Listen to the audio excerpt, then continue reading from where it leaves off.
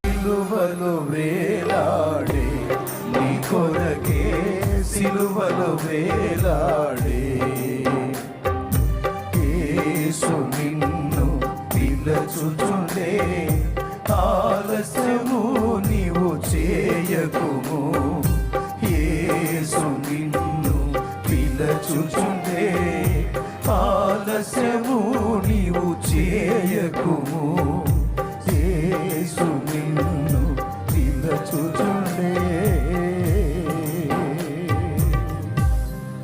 ఒక తీర్మానం చేద్దాం లేదా? కన్నీళ్లతో ఒక తీర్మానం చేద్దాం. రక్షణ పొందాం, కానీ ఆత్మలో బలహీనమై శరీర కార్యాల్లో ఉన్నాం. దాని తాలూకు ఫలితాలు అనుభవిస్తున్నాం. ఈరోజు నిజంగా మార్పు చెందుదాం. కన్నీళ్లతో ప్రభుని వేడుకుందాం. నేను ఒప్పుకుంటున్నాను తండ్రి, రక్షణ పొందానన్న పేరే కానీ లోకానుసారం ఉన్నాయి. కొన్ని పిచ్చి పనులు చేశాను, కొన్ని బుద్ధిహీనమైన క్రియలు నా వల్ల జరిగాయి, కొన్నిట్లో ఇంకా కొనసాగుతున్నాను. ఈరోజు స్ట్రైట్గా నన్ను దర్శించి మాట్లాడాను. నేనే నా కుటుంబానికి శాప కారణమని మాట్లాడాను. నా కుటుంబానికి నేనే దరిద్రం తెచ్చి పెడుతున్నానని స్పష్టంగా నాకు అర్థమయ్యేటట్టు చెప్పాను. ఇంకొండొద్దు ప్రభా, నా పరిస్థితి అలా ఉండొద్దు. నా కుటుంబం మొత్తానికి నేను దీపం కావాలి. నా కుటుంబం మొత్తం ఆశీర్వదించబడటానికి నేనే కారణం కావాలి. నన్ను ఆశీర్వాద కారణంగా చేయవా? నేను వదిలిపెడతాను ప్రభా.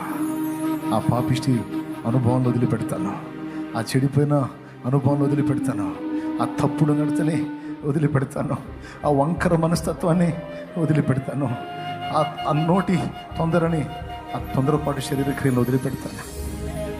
యేసయ్యా నన్ను ఆశీర్వదించయ్యా, నా ఆత్మను బలపరచయ్యా.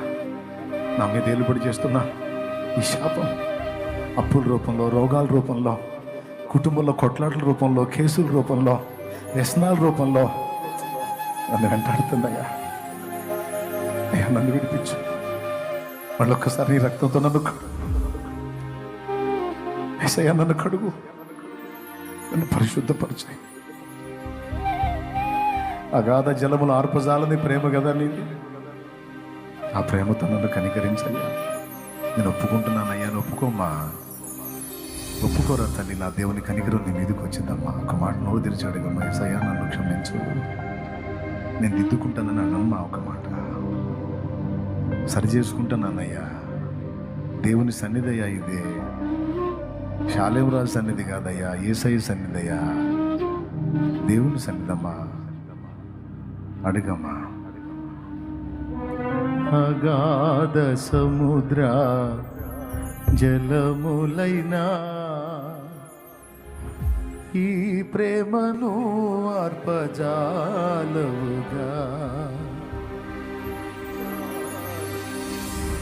ఈ ప్రేమ నీకై విలపించుచు ప్రాణము ధార పోయుచునే. మారు మనసుకు పిలుస్తున్నాడు నిన్ను. తప్పిపోయిన కుమారుడు తిరిగి వచ్చినట్టు వచ్చి నీ దోషములు ఒప్పుకొని సరి చేసుకుని ఆయన పాదాలు ఆశ్రయించు. విన్న బోధ ఇది నాది కాదని నిర్లక్ష్యం ఉండొద్దు. తేడా పడతావు. దిద్దుకో. పరిశుద్ధుడు అయిన మా తండ్రి, ఈరోజు నువ్వు అందించిన ప్రతి మాటకై వందనాలు. ముఖాముఖి మాట్లాడావు, నీ స్తోత్రాలు. విశ్వాసులే కాదు, యాజకులమైన సేవకులమైన మేము కూడా మార్చుకోవాల్సినవి, దిద్దుకోవాల్సినవి ఉన్నాయి.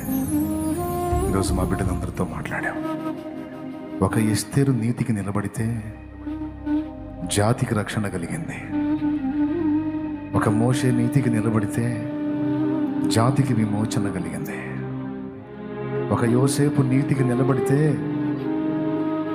అవకాశాలు వచ్చినా పాపం చేయకుండా కంట్రోల్ చేసుకొని నీతికి నిలబడితే